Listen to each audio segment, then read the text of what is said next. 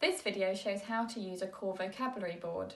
Core vocabulary are words that are high frequency, so therefore easy for a child to learn, such as more or help.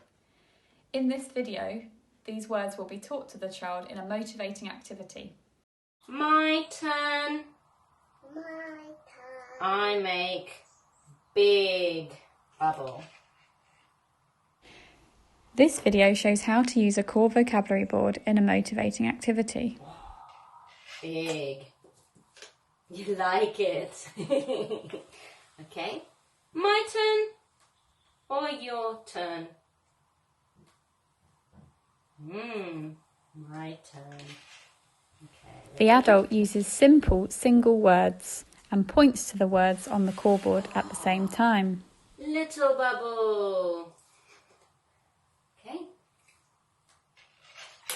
Whose turn? My turn.